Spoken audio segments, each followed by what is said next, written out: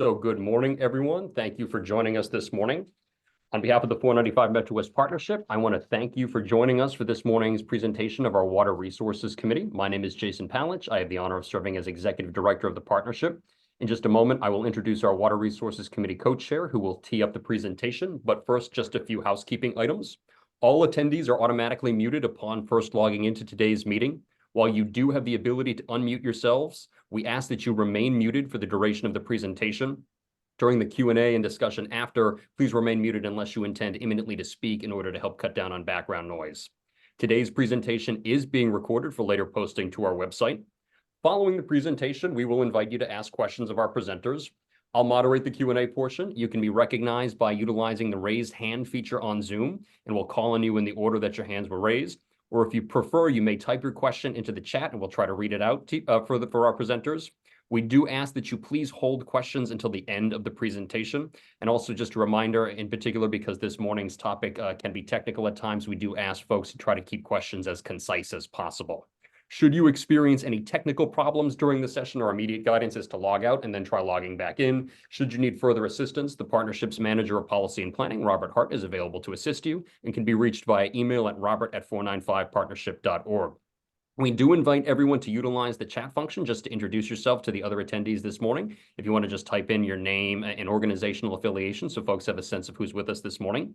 And with that, I'm going to turn things over to the Environmental Sector Co-Chair of our Water Resources Committee, Allison Field-Juma of ORS, who will introduce our presentation this morning. So take it away, Allison. Thank you, Jason. Good morning, everyone. It's wonderful to see you bright and early. And I hope you all made it despite the water that was everywhere yesterday. That's wonderful.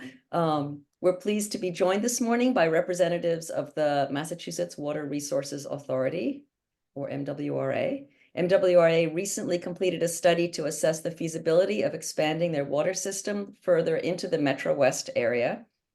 The study was intended to quantify the authority's capacity to serve new customers, to develop alternatives for new infrastructure that would expand the authority's ability to serve new communities, and to provide planning-level cost estimates and timelines for these alternatives.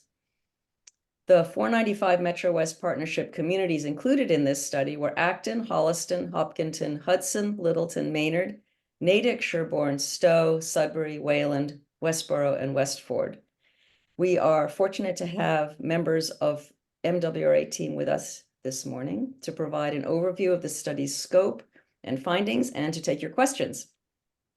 Presenting this morning on behalf of the authority are Rebecca Weidman, Deputy Chief Operating Officer, Colleen Rizzi, Director of Environmental and Regulatory Affairs, Katie Ronan, Chief of Staff, and Sean Navin, Director of Public Affairs.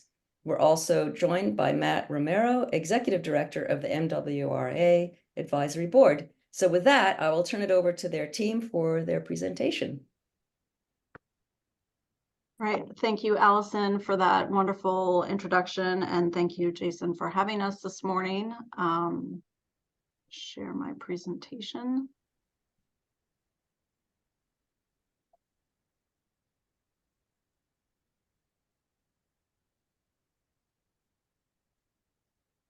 All right, so I think everybody can see my slides at this point. So again, I'm Becky Weidman. I'm the Deputy Chief Operating Officer here at MWRA.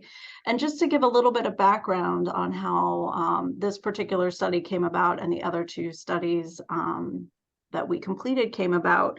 So in early 2022, we received a direct legislative appropriation to complete a study to look at the feasibility of expanding our system into the South Shore. And that was followed up by a request from the Baker-Polito administration to complete a study looking at expanding our system into the Ipswich River Basin.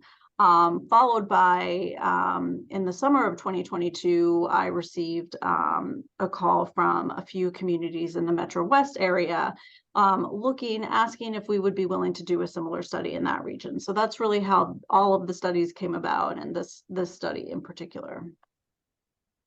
So just a little bit about MWRA and our water system. So we have a system of reservoirs that supplies our drinking water for the system. We provide an average of 200 million gallons per day. to over 2.5 million customers in 53 communities. And on a peak day, we generally provide about 350 million gallons.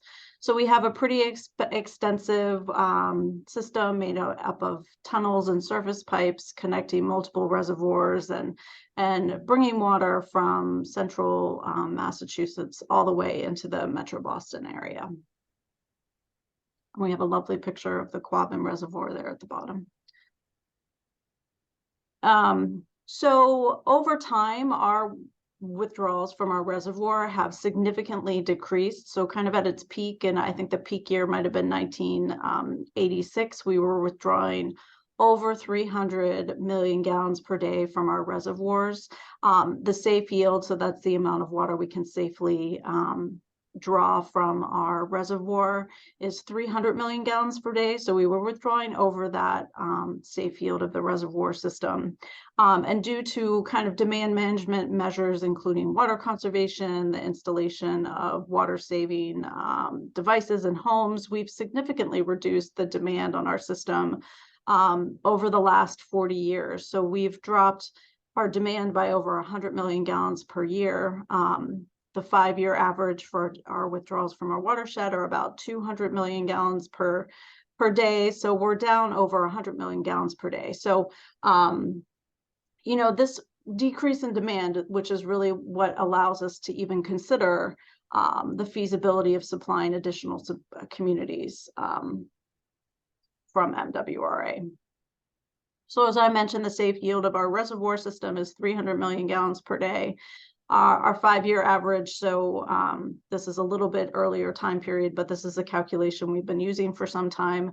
Our 5-year reservoir withdrawals is about 203 MGD. We want to make sure that if we supply new communities, we're also able to supply our existing communities. So we looked at a conservative growth increase in water demand based on population and increase in employment in our existing service area. And we allocated about 29 million gallons for that growth per day.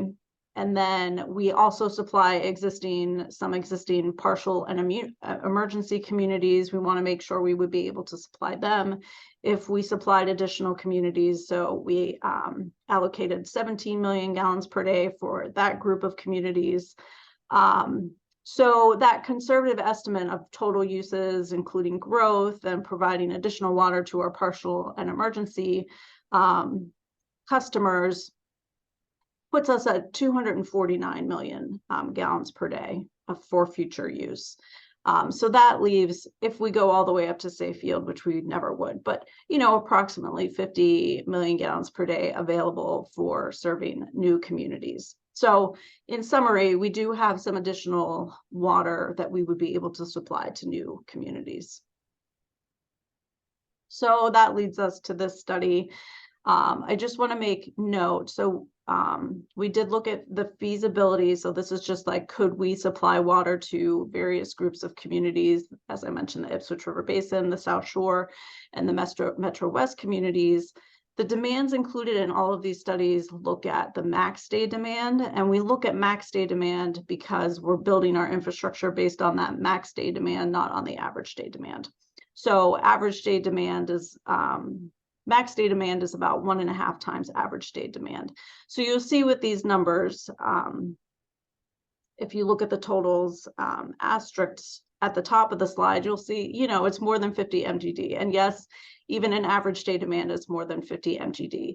But the intent was never that we thought all of these communities were going to come into our system. It was simply looking at if we could provide water and how we would go about doing that should any of these communities or groups of communities express interest in joining MWRA's water system. So the goals of the MetroWest study, specifically, since we're here to talk about that study. So again, this was a planning level study. The great part about this study is that it was requested by the communities who participated in the study. And over time, we did have a lot of additional communities join. So I can't remember how many communities we started with. It was not 21. I want to say it was probably closer to 10 or 12. And we ended up with 21 communities participating in this study. And really the question was, is connecting to MWRA's regional water system feasible for these communities? So can MWRA transport water to these communities? How would these communities connect? How much would it cost to connect? How long could it take to make these connections? And what additional work would be required for any community who might want to connect to our system? So again, very planning level, like giving these communities something to think about as they're looking at their long-term planning for their water supplies. So here are some of the assumptions of the study. So this was varied a little bit for the MetroWest study because we had some time to kind of refine what the community requests were. But in general, we were looking at scenarios where the communities would be fully served. There were a few communities included in the study who don't currently have a public water system, so we did estimate the demands likely for those communities. We generally assumed that every community was connecting to a new MWRA water pipeline, so there was limited wheeling. And we, again, as I mentioned previously, so the demands in the study are really looking at max day demands because that's how we would build the infrastructure, not based on average day demands. So the demands are elevated. If you're accustomed to looking at average day demands, you'll read through the study and you'll think, wow, some of these demands seem really high, and that's why. Costs, we estimated costs for based on September 2023 actual cost, and then we inflated those costs to $2028, assuming it would take some time to get anything started. Should any communities move forward with connecting to MWRA's system, the costs are still conceptual. They're very high level. We added a lot of contingencies because a lot of things can change as you go into more specific designs. And infrastructure costs really do vary significantly based on the size of the infrastructure. So just something to keep in mind in general. This picture shows an example of a 60-inch pipeline in Arlington. I don't believe we propose any 60-inch lines, but we may have proposed a 56-inch line, so pretty similar. So these are pretty big pipes in some cases that we're talking about installing. We also, the schedule, again, depends on size of pipe, placement of pipe, and we included pretty general estimates based on, you know, best professional judgment for building some of this infrastructure. So the communities included in the study, I won't go through, I won't read off the list, but it was 21 communities. There was a map at the beginning of the study, which I can come back, my slides I can come back to. So it was a good group of very engaged communities who participated in this study. Ultimately, we considered multiple connection points to MWRA's tunnel system for this particular study. We had two options to supply communities north of our tunnel system, so our Holtman Aqueduct and MetroWest tunnels. And then we had a couple of pipelines going south to supply some of the communities south of our pipelines. We had an existing connection with Westborough, which we assumed we could use again should Westborough want to connect. And then we did use the wheeling of water, look at wheeling water in this particular study, specifically because we do have some communities. So Hopkinton, for example, is in the process of pursuing admission to MWRA, and they are looking at wheeling water from Southborough through Southborough system to Hopkinton. So in this particular study, we did look a little bit at wheeling, but mostly relied on new connections for all of the communities. Okay, so here's a really big picture look at what the proposed connection points were. Oh, I apologize, my lights just went out. So if you look at the communities in pink are the communities who participated in the study. The darker blue communities are fully served MWRA communities, and the light blue communities are partially served communities. And you'll note Marlborough, which is actually fully served, is listed as partially served, and we still consider them that way, but it's mostly just the, you know, sort of a bureaucratic accounting for us. But Marlborough is currently fully served. So we also needed to look at placement of a pumping station. So you'll see a blue blob in Sudbury and Framingham. So we need to put a pumping station somewhere in that area. And then we'd also need storage because this pipeline is pretty long. I believe it's about 56 miles of pipe. So kind of in the Acton, Concord, maybe a little bit in the Sudbury area, we would be looking for storage.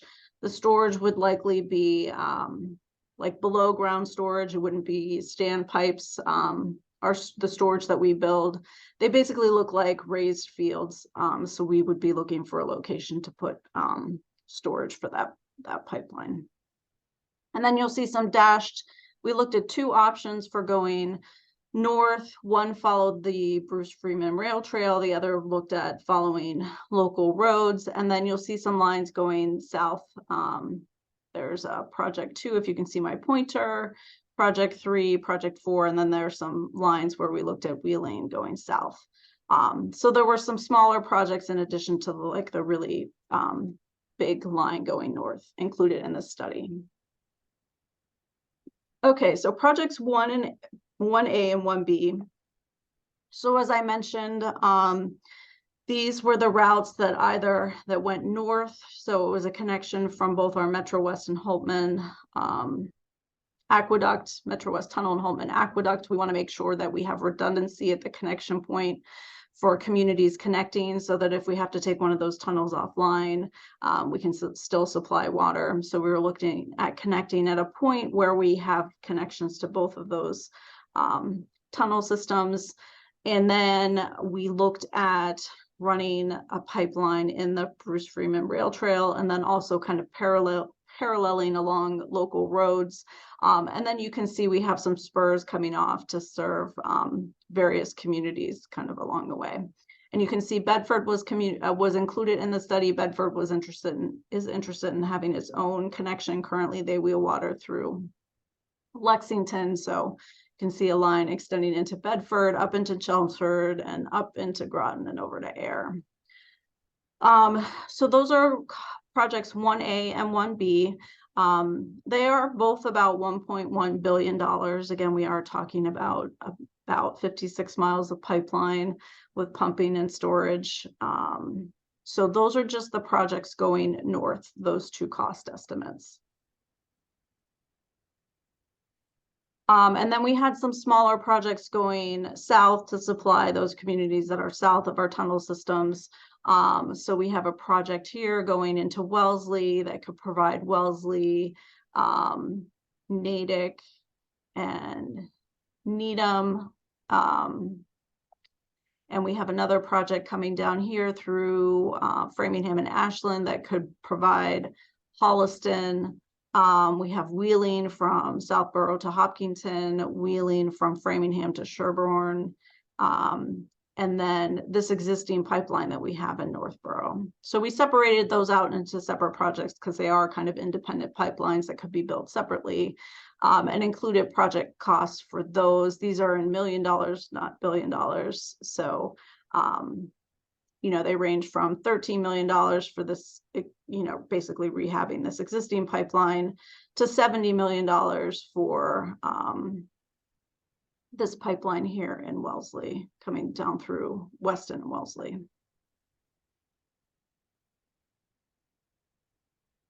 So just kind of wrapping things up, there's a lot more information in the study. The study is available on our website, along with the other two studies if you're interested. I think there's one of the reasons why there is a significant amount of interest in looking at the feasibility of connecting to MWRA's water system is, in addition to these studies, in September of 2022, MWRA's board of directors, at the recommendation of MWRA's advisory board, waived our entrance fee. So the entrance fee appeared to be a barrier for communities joining MWRA's system. It is assessed based on volume of water that communities are seeking. It is on top of connection fees to MWRA's system. So this entrance fee waiver is for up to 20 million gallons per day for new communities seeking admission to MWRA's water system. And in order to claim the waiver or request the waiver, a community must indicate that they have water quality or water quantity issues or need additional water for economic development. It is a bit of a catch-all. So we anticipate most communities who would be interested in joining would be able to make a case for the entrance fee waiver. It does require that any community who would like to claim the entrance fee waiver do so by completing MWRA's water system admission process by December 31st, 2027. Now, the admission process is one process that must be completed. It requires approval of the advisory board and the board of directors to join the system, but it does not require, it requires that that process be completed, but it does not require that the actual connection to MWRA's water system is made. So we understand that construction takes time in some cases. So a connection by the end of 2027 is not required. And so next step, we continue to work with interested communities. We continue to meet with the MetroWest communities. We had been meeting with them monthly up until last month, I believe, in 2023. We have quarterly meetings planned just to touch base with the group to provide information. Our next meeting, I think we're talking about funding opportunities. And then MWRA is working on a fourth study for communities in the Quabbin watershed. So I believe that's my last slide. So I'm happy to take any questions. Great, excellent. If you want to go ahead and stop the screen share, and just for logistical reasons, I do know that we are going to be sharing out the slides after for folks who are interested in the slides. So I see a hand up. I do want to start with a question that came in the chat from CMRPC. Wondering if you could touch a little bit on PFAS and to the extent, and that comes up into a later question in the chat as well, to the extent that the question is about prioritizing possible service for communities with significant PFAS. Obviously, it's a concern, in particular in the northern tier of the partnership service area. I wonder if you can touch on that topic a little bit. Yeah, absolutely. So obviously PFAS is a significant concern for many communities. I would say for most of the communities in all three of the studies, PFAS is a concern. And obviously we're also anxiously awaiting EPA's new drinking water regulations, which will potentially set significantly lower PFAS limits. So, PFAS is a concern. I'm not sure necessarily for the purposes of the study that we're prioritizing admission for communities who will need to install treatment and looking at MWRA as an alternative. I will say MWRA, because of our very well protected watersheds, we only have trace amounts of PFAS in our drinking water. So we are well below all of the proposed and existing PFAS limits. The difficulty with prioritizing communities that need are looking for a new water source based on PFAS is, if you're talking about the northern communities in the MetroWest area, so traveling farther away from our pipeline, really to make that feasible for those communities, they need the communities south of them to also have an interest in connecting to cost share that pipeline. I mean, we're talking about $1.1 billion of infrastructure, and that is not affordable for one small community to go in on its own. So I think for some communities, for MWRA to be a solution to address PFAS, it really needs to be a regional solution where there may be a regional pipeline to make it affordable. Thank you. And I see we have a hand raised. Tom, go ahead with your question.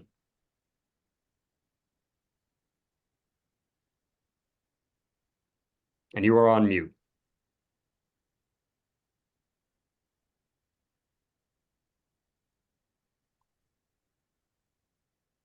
Oh, I think we might have lost the questioner there. Going to another question in the chat. We do have a question in the chat about, does the study address the cost of treating additional wastewater? And it refers to interbasin transfer. It's a bit technical. I'm wondering if you might want to touch on that. I think we lost our live questioner. So in terms of the cost of treating additional wastewater, so this study only looked at joining communities who would join MWRA's water system. So we do not have capacity on our wastewater side to connect any additional communities. So, you know, I could run through the list off the, there are only a couple communities, I think, in this particular study who are currently, have wastewater service for MWRA. And I don't anticipate on the wastewater side, we would be looking from our system, we would be looking at adding any additional wastewater to our collection system as a result of system expansion. Interbasin transfer is definitely something that will need any community joining MWRA's water system will have to go through the approval process. So looking at keeping water in basin and like the impacts of the local watershed for joining MWRA would be addressed in the admission process to MWRA. Thank you. And I think we've got Tom back. Let's see if we can hear you now. Yeah, hi, thanks. I think I finally found the mute button.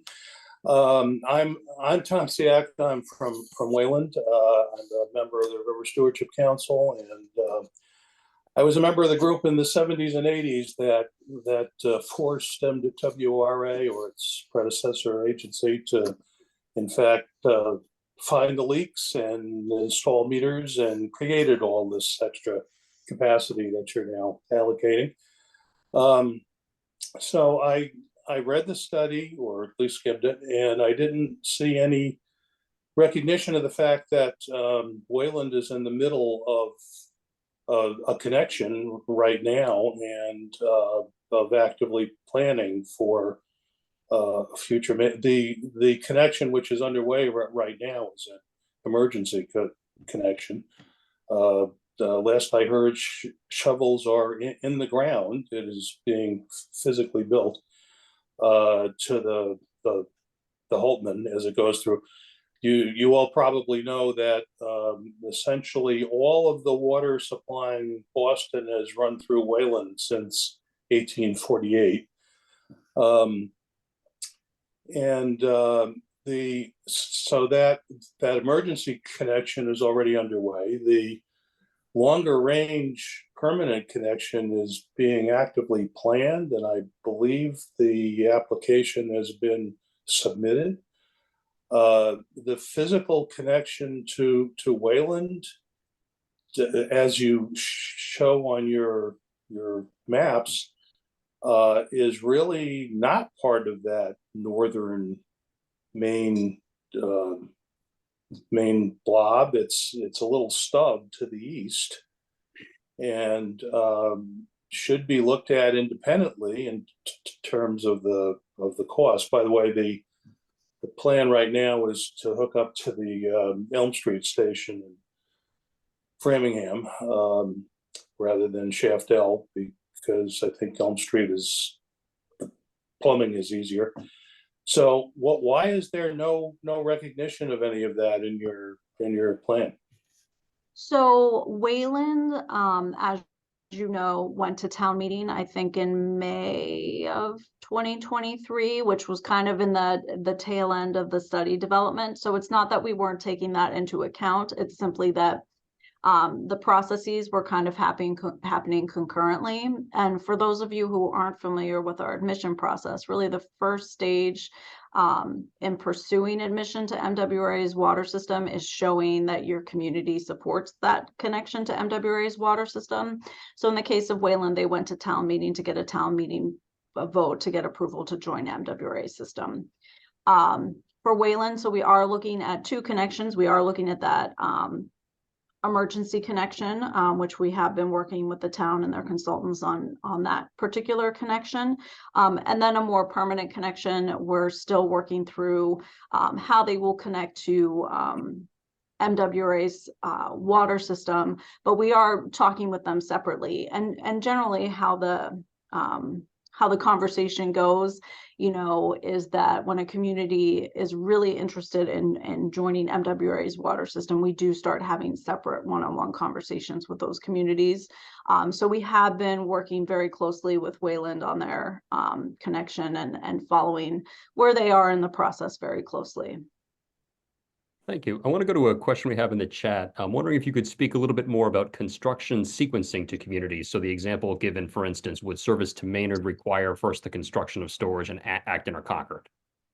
Well, so I can't speak, I'm not an engineer, so I can't speak to the construction of the storage and the pump station, but I can say in terms of sequencing. So often MWRA prefers to go unidirectionally with pipelines, but I do think there are opportunities here, and those were incorporated into the scheduling where we could kind of build pipelines from both ends. So I do think that there could be a scenario where a pipeline was coming up from our tunnel system, and, you know, and the question about Maynard coming east from Maynard to connect to that pipeline, and that would be happening concurrently. I can't speak to the need for a pumping station and storage at that point. I think that would have to come kind of, we'd have to flush that out if we were to pursue like an actual design of the pipeline. Excellent. Thank you. I see Allison has put a question in the chat, so folks are not continuously exposed to my voice. Maybe I'll put Allison on the spot to ask her question aloud. Okay, thank you. So as you showed, Quabbin has safe yield limits, obviously. So what I'd be interested in hearing you talk a little bit about is how MWRA sees in the context of climate change. We know we're getting deeper droughts, more frequent droughts, and maximum water demand may coincide with minimum reservoir volumes. So I'm wondering if you could talk a little bit about how you view that, given that this situation will probably become more serious with the passage of time.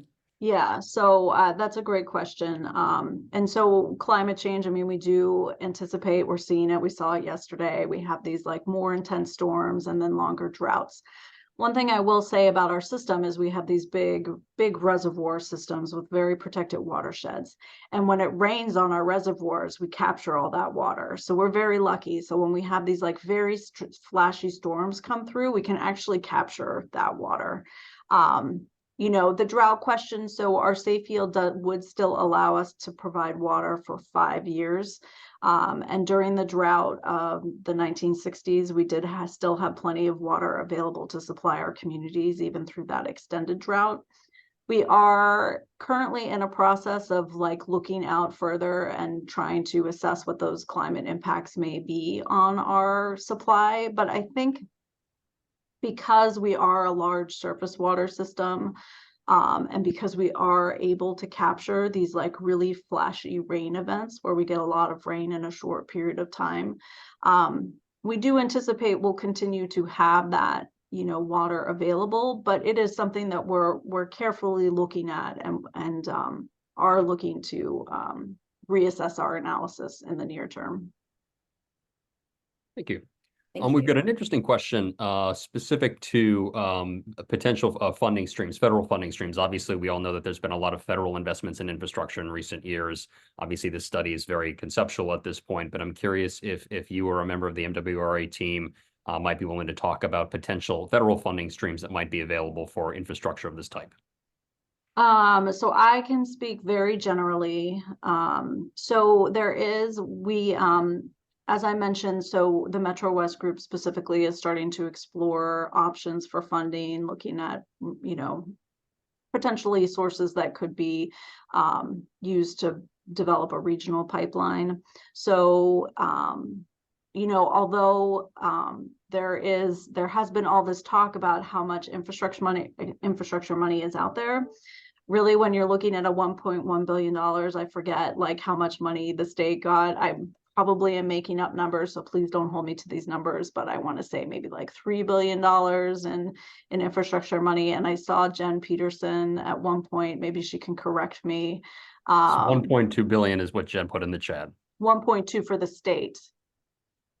So So that would be that entire allotment for Massachusetts would go to this project if you spent all that money on this pipeline. And so that's on top of the needs for communities across the state who are looking for money to install treatment for PFAS, looking at other solutions, right? So there's a lot of money out there, but it's just not enough. I mean, right now we're talking about billions upon billions of dollars worth of investments necessary to meet new regulations. So there is state money out there through the Clean Water Trust. There's federal, there's the loan program WIFIA through EPA, which is an option.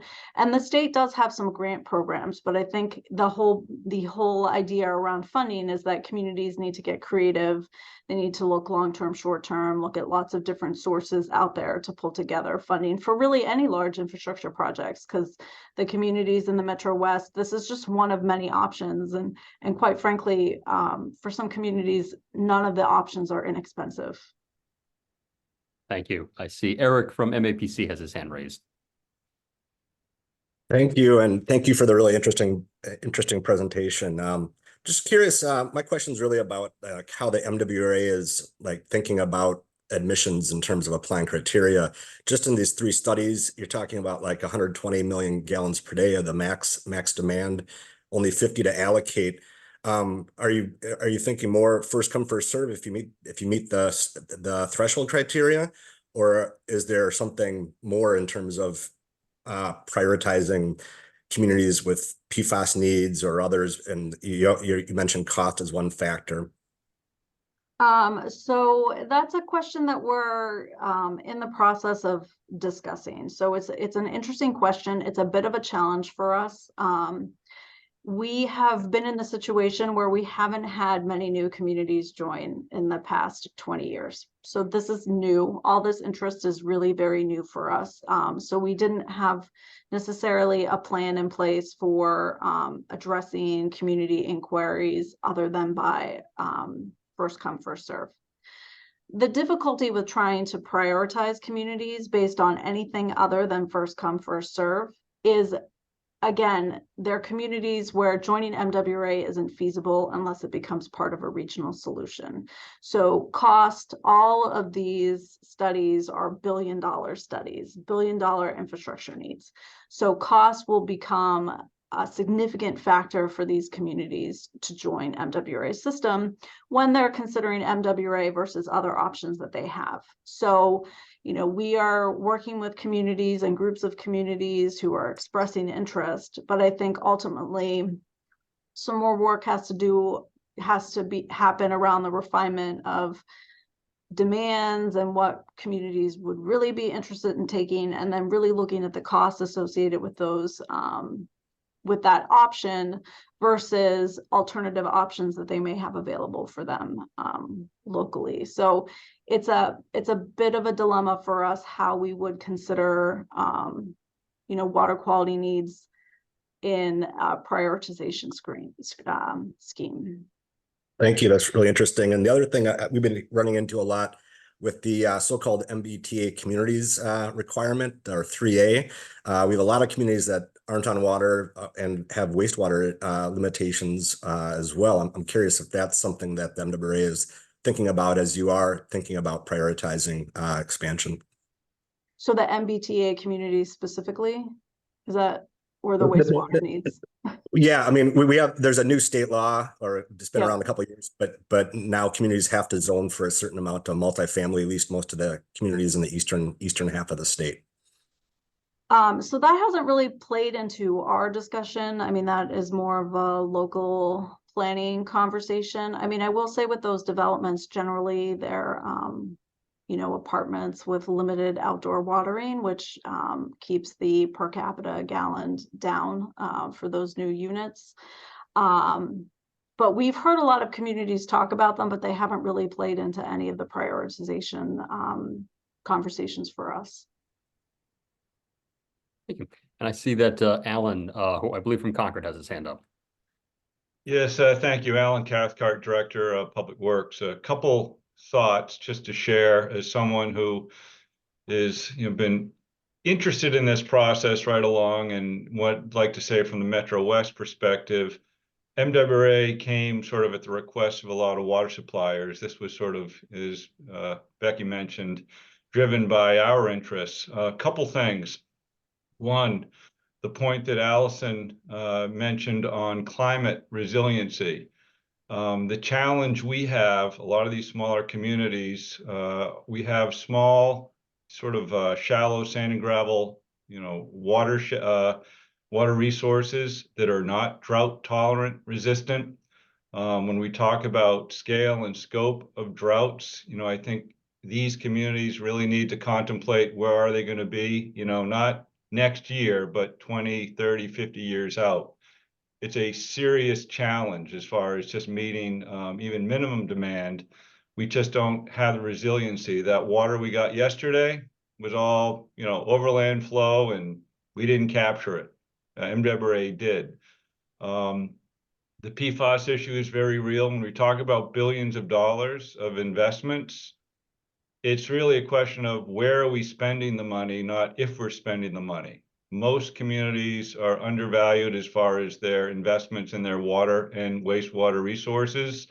They are going to be spending money. It's not going to be an option. Just this alternative is something we have to contemplate because of the, we look at cost benefit. So a lot of the communities are starting to look at not just, what do we need next year, but what do we need long term? And as I say, if we start looking at the complexities of our small supplies, with both staffing and treatment systems, we're going to be spending a lot of money. So just understand that. You're going to see double-digit rate increases across the spectrum, regardless of where we go 20 to 30 years. So just understand that.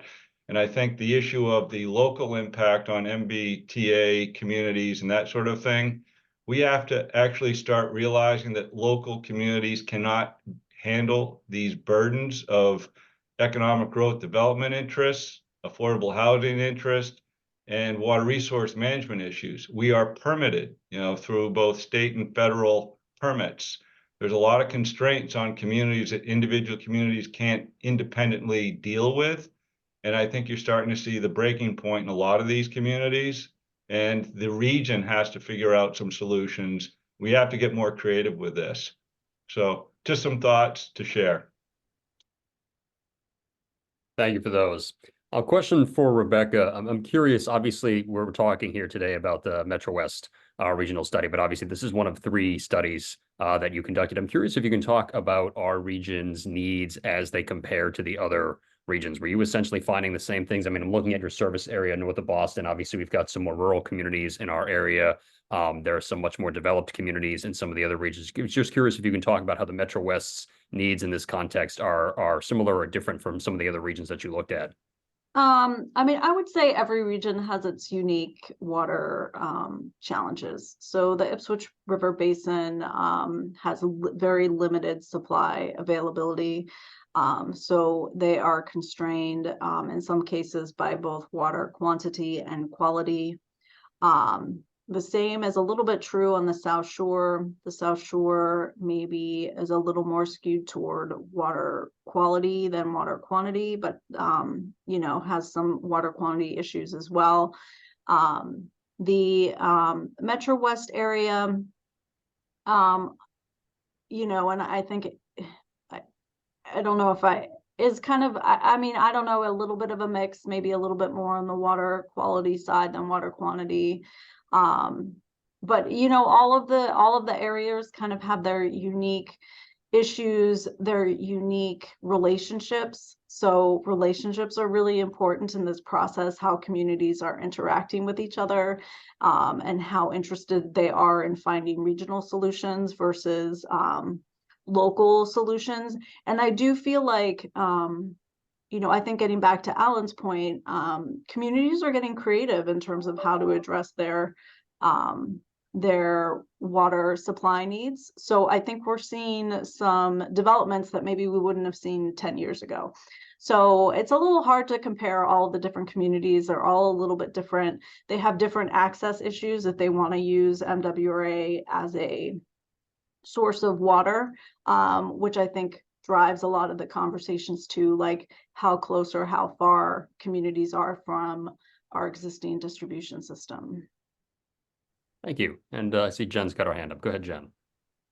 I just wanted to underscore a point that Becky touched on, which is the Interbasin Transfer Act process. I have sat back and watched several communities go through that during my time here at Mass Water Works, and it is getting more difficult. So I just wanted to raise that as a piece to be considering here, that process most recently has really been delving into communities' rate structures and whether or not they are sending the right conservation message, as well as, you know, I know they too are having conversations about whether or not they should develop policies around prioritization, because they're ultimately the ones who are kind of blessing whether or not you can connect to the MWRA before the connection can take place. So just wanted to throw that out there. And then, you know, on the issue of funding, Matt Romero and I have been on the circuit for the past couple years trying to make the case. You know, as Becky said, that federal funding is great, but it's not nearly enough to cover the infrastructure costs that we face in the Commonwealth. EPA's most recent estimate from April of last year showed that we need $15 billion. And as I said, we're getting 1.2. And actually, I think since that time, that 1.2 billion number was released, they've cut the lead funding pretty significantly. So we're probably getting less than 1.2, and that's water and drinking water and clean water. So it's a combined 1.2 billion. So I will post in chat some more on the funding piece. The Clean Water Trust had a nice overview of sort of the different buckets of funding that are available, but also remember that anything going through the state revolving fund is a competitive process. So you're ranked and scored against other communities, and certainly PFAS is scoring pretty high right now, and a lot of PFAS projects are being funded, but there's just lots of layers of complexity to this. But I appreciate MWRA's efforts to kind of do all of these studies and quantify what those costs are for each particular region. I think there will be some hard decisions to make going forward. Thank you. And a question, if I could. Thank you, Jen, for the comment, and a question, if I could. We did have a question earlier in the chat regarding a specific community, and I just want to emphasize this is not a forum for any specific community that wasn't included in this study to litigate that. But we do have representatives of a few communities here who I know are interested in this topic who are not actually part of the study. I'm curious if you could touch briefly, Rebecca, on you know, how communities did or did not get included in this study, but more broadly, if there is an interested municipality that was not part of one of your studies, but they're interested in working more with you to address some of their capacity issues, how might they go about doing that? Yeah, so our as I mentioned, the MetroWest study evolved as we went, and like there became a point where we just couldn't include any more communities. So there was basically a day cut off where we were like, we appreciate your interest, but we just can't keep adding communities because we need to finish the study. So that's really where it was. We had limited funds and limited time, and we kind of had to make a cutoff date. We did have some communities listen in on the conversation who just weren't included in the study, but continue to stay in the loop on all of the conversations. And we do continue to have conversations with communities who weren't included in any of those studies. And so I would say any community who's interested in talking with us about making a connection or getting involved with any of these regional groups who are thinking about pursuing a connection, to reach out to Colleen Rizzi, who is in the meeting, and I can put her email in the chat box. We're happy to talk with anyone who's interested or would just like more information. Right, and actually, I think as we get close to the end of our hour in a few minutes, we'll wrap with contact information and how folks could get in touch. And thank you, Colleen, for throwing that into the chat just now. But I'm also wondering, and you did touch on this a little bit, but if you talk a little bit about next steps. So we have obviously we've got a couple of studies done. These are very conceptual. These are large scale, very expensive propositions. So obviously we're not talking about anything that's going to happen tomorrow, to put it mildly. But from an operational standpoint, what do you see as next steps here? So our next steps really are, we're working with communities who are interested in continuing the discussion. So how those conversations go is really dependent on the communities who are coming to us. As I mentioned, we're having plenty of one-on-one conversations with interested communities, and then we do have a few groups of communities who are looking at a regional connection who we're working with. So I mean, at this point, it is a little bit in the court of the communities who are interested in continuing these discussions to, you know, reach out and continue those discussions. And we're happy to help guide and provide information and be part of the process. But this is really a community level decision at this point, what the best options are for that community. So we are available as a resource and are happy to help in any way the communities need our help. But it is really back in the hands of the communities. Understood. Thank you. And also because obviously we've got a number of questions related to not just you know, anticipating climate change, but environmental impact. There was a specific question about whether or not there might be some sort of broader environmental impact study. I'm wondering if you can talk about how you weave environmental impact considerations through your work. So I think that would really be part of the next step. So if we were actually to design individual connections, or a community were to design an individual connection or a regional connection, that's really where the environmental impact assessment would come into play. So it comes into play through the MEPA process with the actual building of the infrastructure and the environmental impact of that infrastructure, and also the interbasin transfer approval and going through the Water Resource Commission and having that conversation and getting that approval. So that's really part of the next step for communities who are really pursuing a connection. That environmental impact would be woven into that process. And of course, $1 million or perhaps $1 billion question, pun intended, from Allison. How long would it take to build out the North Connection estimated? Let's assume we're not including the financing process in that. Tell us, and I know you're not an engineer, but what are your thoughts on the timeline for that? I didn't look back at the timeline in the study. I would imagine it says somewhere between 20 to 30 years to build out the full pipeline. I mean, again, so we're talking about 56 miles of pipe, a pump station, and I think we're talking about like 18 million gallons of storage along the way. So it is a really significant infrastructure project. There might be some opportunities, you know, I think that would be opportunities where maybe you could build the pipe in both directions. But it is a large scale project. And in I asked our construction department at one point for an estimate of how quickly we put large pipe in the ground. And I think they said like 3 miles a year. So this is complicated, right? When you're putting pipe in roadways, they're congested. There's a lot of other infrastructure there. There's a lot of work to be done associated with putting new pipe in the ground. So, I mean, it is a long-term project. So for communities interested who are not close to our system, this is a longer-term solution. It's not a short-term solution. And I appreciate you saying that, and I appreciate the question. I want to underscore that because I know that we do have a lot of community representatives here who feel that they're responding to a very long-term need and understanding that this is not a short-term concept being outlined here.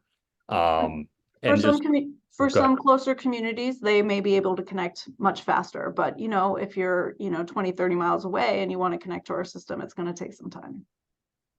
As we're getting to the end of now, we'll take a last question, which is coming through the chat. Just noting that the MetroWest study presented standalone projects. The other two reports presented alternative projects involving different amounts of water supply. Wondering if you might elaborate a little bit on that difference. Yeah, so some of that really just had to do with the fact that we had a lot more community engagement with this study, and we had been working with some of the communities on various solutions prior to entering into this particular study. I mean, and because of the way the communities are laid out around our tunnel system, it wasn't really feasible to do like one big pipeline leading to everybody in the same way, all of the communities in the same way that it was for some of the other studies. And I would say the alternatives that we looked at were based on specific issues that we felt like, or specific planning scenarios we felt like those areas would be interested in seeing. Understood. Thank you. So just to wrap us up, and I do want to, on behalf of the 495 MetroWest Partnership, I want to thank the team at MWRA, in particular Rebecca, for taking the time to be here this morning to engage with our stakeholders. We had a lot of interest in this topic, and just for folks, I'm going to have Rebecca send me the slide deck after our meeting. We will send a copy of that out to all of our registrants this morning. This meeting, as folks know, is being recorded. It'll be posted to our website likely later today. Rebecca or Sean, when we're wondering if maybe you can just wrap, and we touched this a little bit, and I know Colleen's contact information is in the chat, but for community representatives or environmental organizational representatives who are looking to engage with you a little bit more, how might they go about doing that? Yeah, so again, I would just recommend that they reach out to Colleen individually. I mean, for all of us, I assume they'll probably have all of our contact information. They can reach out really to any of us and it'll get to the right person. Again, we're happy to answer questions and to work with anyone who's interested in learning more about the studies or communities who are interested in connecting. And again, you know, the studies were kind of like a snapshot in picture. They weren't meant to be exclusive, but we did have to, at some point, kind of limit the number of communities participating so we could finalize the studies. So for any communities in the MetroWest area who were not able to participate in the study, we're happy to join to get you involved in those conversations at this point moving forward. Great. And certainly we will include that contact information with our follow-up email for registrants as well. So with that, we're going to go ahead and bring our presentation to a close this morning. Again, on behalf of the 495 MetroWest Partnership, I want to thank the MWRA team for taking the time to be here today. I want to thank everyone for attending. I do know we have some folks who are engaging with the partnership for the first time. If you're interested in being kept in the loop on meetings, events, and activities of the 495 MetroWest Partnership or any of our issue-focused committees, you can visit 495partnership.org and you can sign up right there to join our email list. So with that, on behalf of the partnership, I want to thank everyone for joining us and have a great day.